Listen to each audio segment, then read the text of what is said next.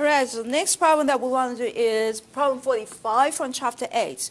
A rope is used to pull a 3.57 kilogram block at constant speed, that's 4.06 meters along the horizontal floor.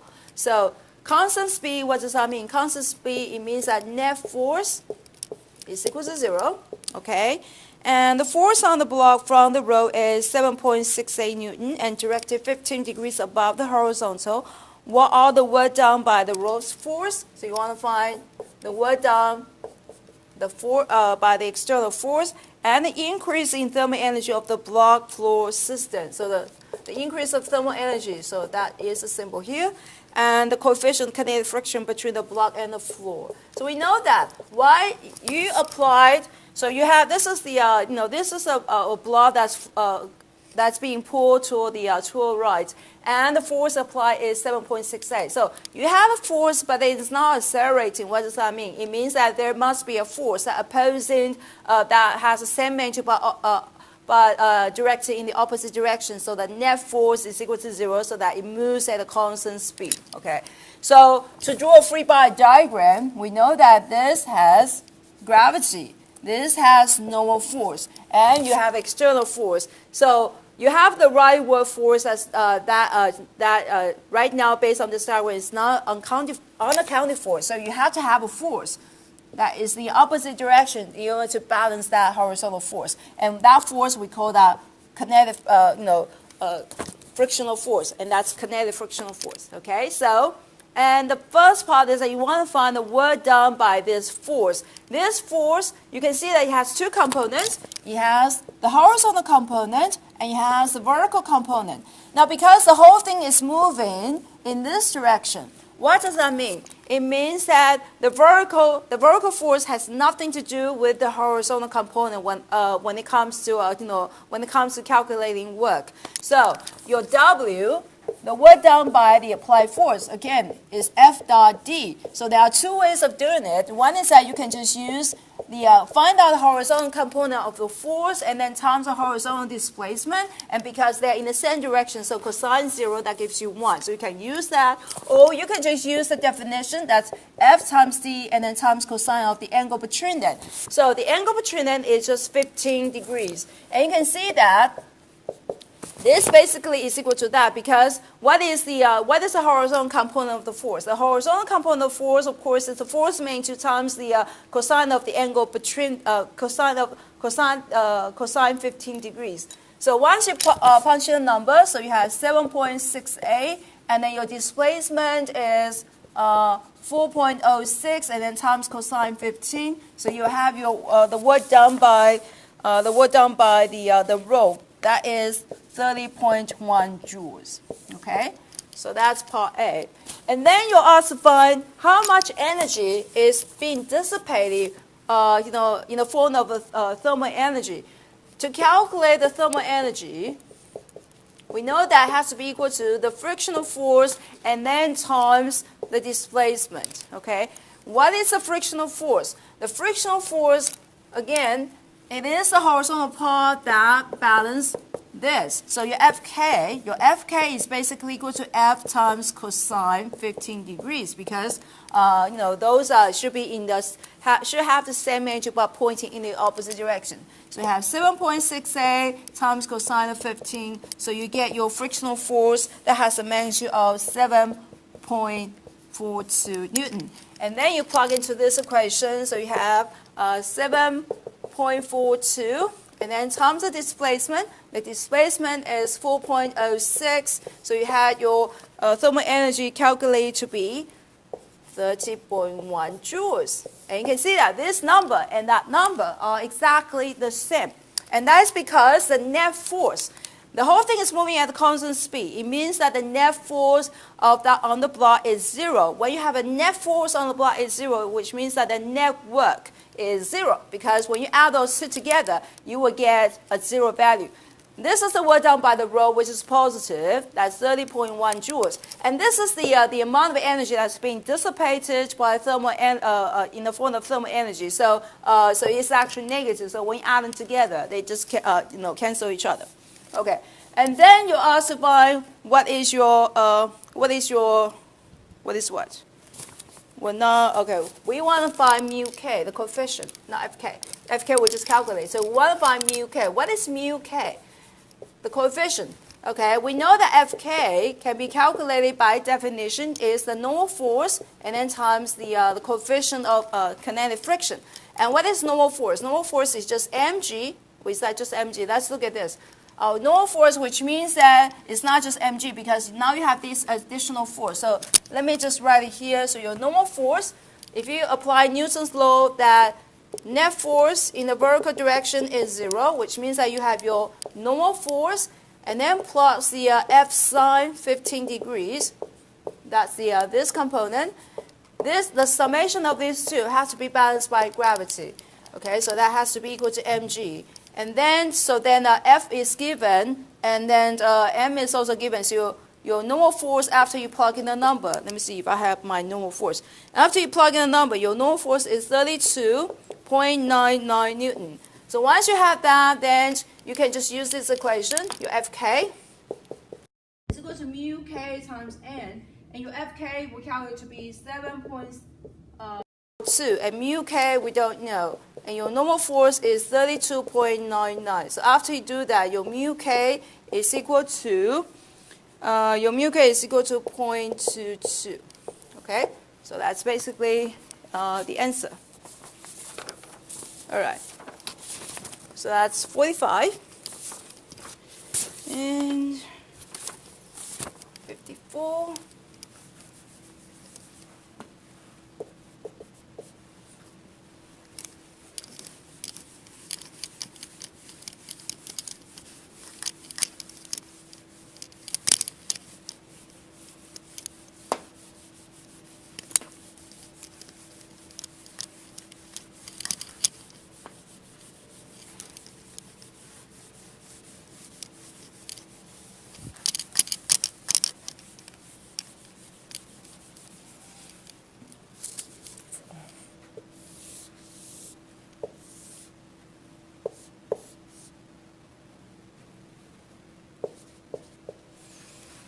Okay, 54. Let's see what 54 is. A child whose weight is 206. So the weight is 267 Newton. Slides down a 6.1 playground. So the distance here we call that L, which is 6.1 meters. And that makes an angle that's 20 degrees with the horizontal. The coefficient of kinetic friction between the slide and the child is 0.1. So mu k is 0.1. How much energy is transferred to thermal energy? So in other words, what is the thermal energy? And if she starts at the top with the speed, so initial velocity is 0.457 meter per second. What is the speed at the bottom of the ramp? So how do we do this problem? So the child, so I'm just going to use this as indicate as the child. So that's just draw a free body diagram. This is just like when she's moving from this point and then go all the way down. So let's draw a free body diagram first. So you have normal force, you have gravity, and the whole thing is actually flows under the of her own weight. And then there's because the motion is downward in this direction, so the frictional force is in the opposite direction. So you have the frictional force, which is Fk. So this is a free body diagram, and this is your angle theta here. Okay, so that's your 20 degrees.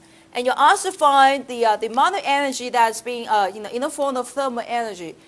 Now, so how do we calculate that? So your thermal energy is basically equal to Fk, the frictional force, and then times the displacement. In this case, this is the displacement is from this point to that point. So the whole length, that's the 6.1. What about your frictional force? So the frictional force, so we need to figure out the frictional force. So how do we figure out frictional force? By Newton's diagram, by Newton's law, we know that this gravity has two components. One is the S component, one is the vertical component. The vertical component, they just cancel each other. And the horizontal component, they also cancel each other. So in other words, we know that your Fk should have a value that's equal to mg and then sine of 20 degrees. That's the horizontal component of the gravity that's going to be balanced by frictional force. So that so that's that. So you have the I'm sorry, that is not because it didn't say. Let's see, it didn't say that. It didn't say that the whole thing is moving at a constant speed, so we can't assume that they balance each other. So we should use our definition. Your Fk is equal to mu k, which is given, and then times the normal force. This is the route that you have to use because it didn't say that. This is different from previous one. Previous one is constant velocity, so you can, everything is balanced. But this one, it didn't say, so you can't assume that they are, they are moving at. It is moving at a constant velocity. So by definition, the frictional force is equal to mu k times n. So what is your n? Now, in the vertical, because it's not moving in the vertical, so we know that this normal force and the y component of gravity, they have to be balanced each other. So your normal force is equal to just mg and then cosine 20 degrees. So after you plug it, so mg is just 267, and then times cosine, cosine 20. So your normal force is equal to 250.90. So then you can just plug into this equation. Your Fk is equal to mu k, which is 0.1, and then 250.9. So you got 25.09 Newton. So that's your frictional force. So once I have our frictional force, then we are ready to use this equation. And then times the displacement, which is 6.1 meters. So after you plug in the number, you should have 153 joules. That's your the thermal energy. Okay. So we answer the first part. Now the second part is that's initially the child has the initial velocity. That is that, and what is the velocity at that point? So in this case, what you can do is that there are two ways of doing it. One is based on conservation energy. So let's say the child initially is right here, so it comes with the, it has the gravitational potential energy, and then when it's moving, there are three forms of energy. One is gravitational potential energy, and it's decreasing, and it has a kinetic energy, and it's increasing, and also that's thermal energy that's also taking away the energy, and then up to this point, it loses gravitational potential energy, and there is kinetic energy, and also there's also the thermal energy. Okay, so in other words, based on conservation energy, we can say that at this point, so you have 1/2 mvi squared, and then plus the gravitational potential energy. So let's say mg and then h. Okay, so let's say this is your h. So we define this to be 0, define this to be your h. Simultaneously, we define the gravitational potential energy to be there, to be 0, so that the gravitational potential energy here is mgh. Okay, so you have 1/2 mv squared, mv squared plus mgh. That's at this point, and then that's a initial point. And at the final point, you will have 1/2 mvf squared, no gravitational potential energy, and you have to also take into account that some of the energy is actually in the form of thermal energy that has been dissipated, and that will be the thermal energy. Okay, so in that case, you have you can just plug in the numbers. So let's see, we have 1/2 and the mass, because you're given the weight, so your mass will just be weight over g. So your mass is equal to 27.24 kilogram.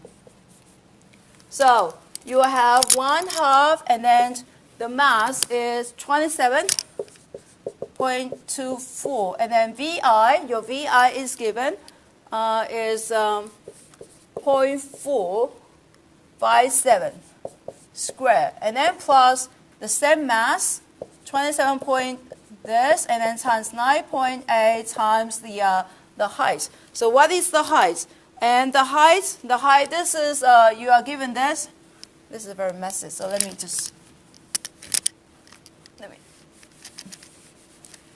this plus your M and your G and your height. Your height will just be 6.1 and then times sine of 20, okay?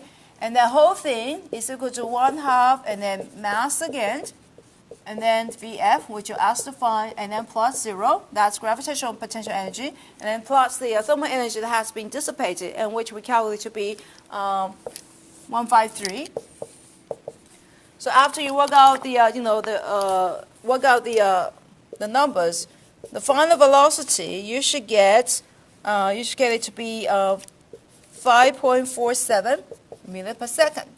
So in other words, when the child initially starting at this velocity, after it goes through this, through the conversion of gravitational potential energy to the kinetic energy and thermal energy, she arrived at the bottom with this velocity, 5.47 meters per second. Okay. All right. So that is that. And the next one is 56.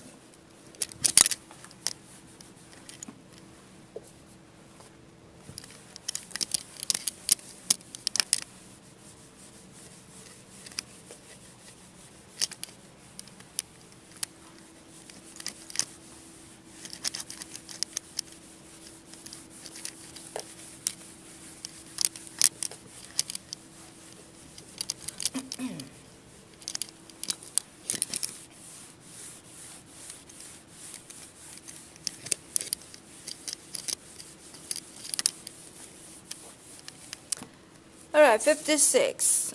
You push a 2-kilogram block against a horizontal spring. All right, so let me draw a diagram. So you push this spring and the block, and by 15 centimeters. So the D here is 0.15 meters. Okay, so the spring displacement is 15 centimeters. Then you release the block and the spring senses sliding across the tabletop. It stops 75 centimeters from where you release it. So this has already been compressed, and then you release it, and then it's going to go and then stop at this point. Okay, so the total distance from this point to that point is 75 centimeters. And let's see. The spring constant is given, which is 200. So your K is 200 Newton per meters. And so you'll also find the block table coefficient of kinetic friction. So you want us to find mu K. Okay. So let's look at this diagram. So you have a spring, a block attached to the spring, and you push the block like by 15 centimeters, and then you release it. You release it, and it's going to the block is actually going to just moving across the table. Now it would, if there were no friction, then it would just continue to move by Newton's first law. But because there's a friction, so the energy, eventually this block has to stop somewhere, because all its energy that you acquire will be converted to thermal energy. So let's look at these pictures again. Initially, all the energy will be in the form of the spring potential energy. So we know that your UI, that will be, so in other words, energy is conserved. So let's set up equations like this. Energy is conserved, so initial energy has to be equal to the final energy. Then we just have to figure out what are the forms of energy present. Initially, the only energy that's present is actually spring potential energy, because this ball is not moving, and they are on the sand height, so there's no gravitational potential energy. So so on this left-hand side, you have the spring potential energy. That's the only energy that's present. And while it's moving, we know that there's a kinetic energy, but that kinetic energy, at the same time there's kinetic energy, there's also thermal energy, and eventually all the energy that the block has acquired will be turned into thermal energy. So we know that even though it is moving during the intermediate state, but initial state, no kinetic energy, final step, stage, there's no movement, so there's no kinetic energy. So the only form that will be present is just the thermal energy. So this is how we set it up. Okay, so all the spring potential energy has been converted to the thermal energy. So what is the formula of spring potential energy? That will just be 1/2 kx squared. And that has to be equal to the thermal energy. That will be frictional force times the displacement. Okay? So you have the 1/2. Your k value is given. That's 200. And your displacement, that's 0.15 squared. And that's equal to your Fk. Your Fk is mu k. And then because you asked to find mu k, so Fk is mu k times the normal force, and then times the displacement, and the displacement is 0.75. Okay. Now is the mass given? The mass is 2. Okay. So the mass is 2. So your m here. Let me just write. So times your n. N is mass, which is 2 times 9.8. And then times your displacement, which is 0.75. So this is your normal force. So you can see that we can quickly calculate our mu k. And after you plug in all this number, your mu k should give you 0.15. Okay? So you can see that this is a simple exercise that illustrating the different kinds of energy present. And even though it is moving from this point to that point, but it doesn't, again, does not, you don't have to take that into account, because when you look at initial state and the final state, they both are motionless. So kinetic energy does not even come into play at all. Okay? That's 56. Okay. Now, the last one we want to do is 57.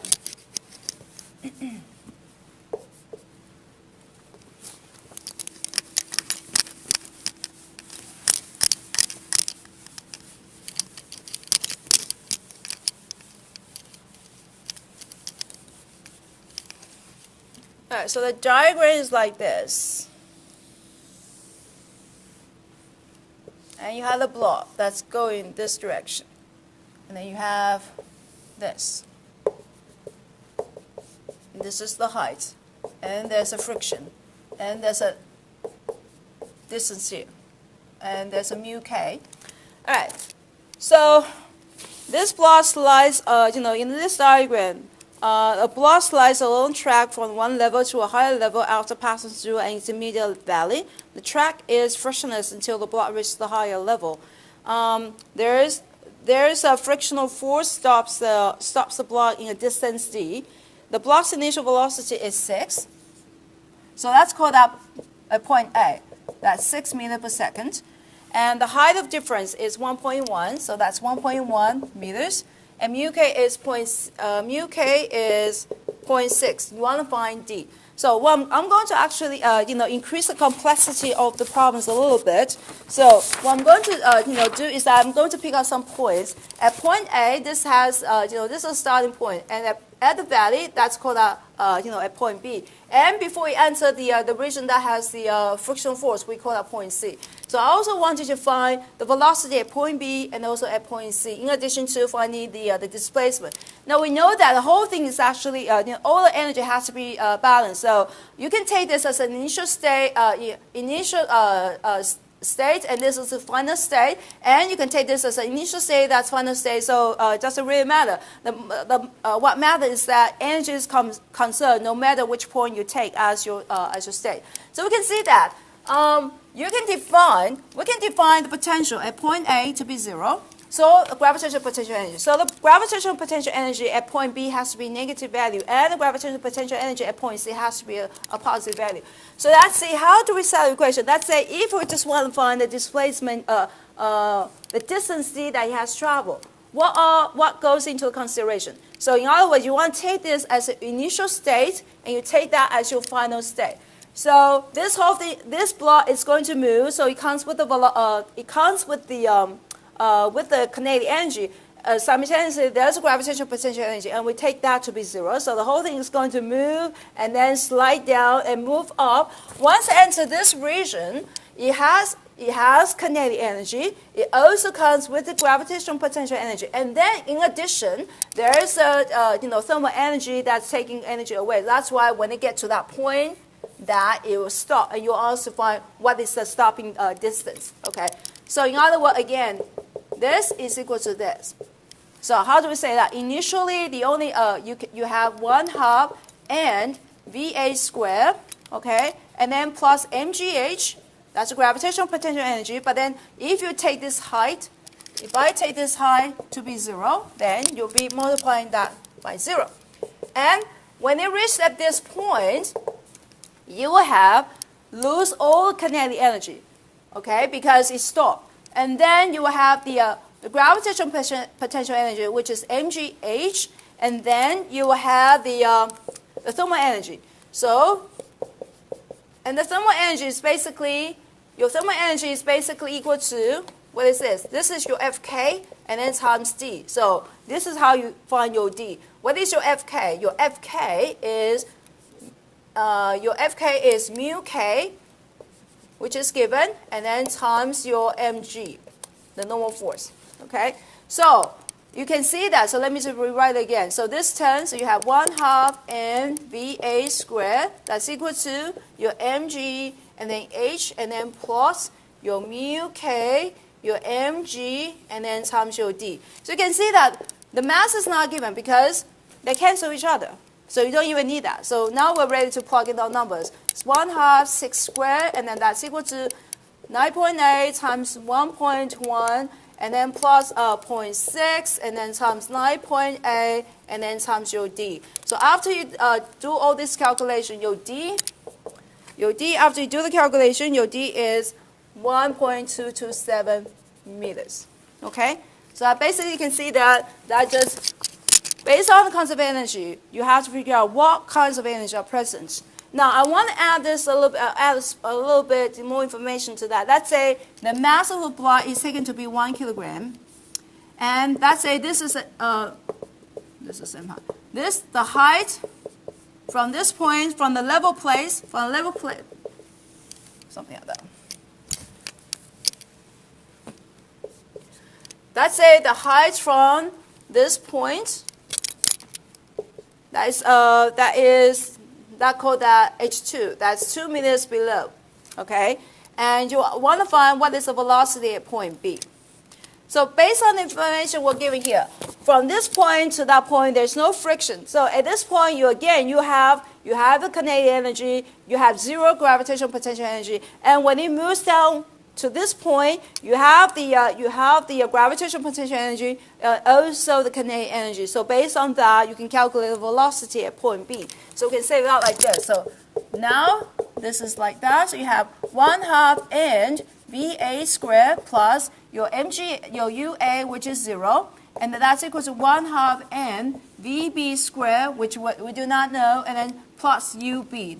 The gravitational potential energy at the point B. So you have 1/2, let's say mass is 1, and then VA is 6 squared, and then plus 0.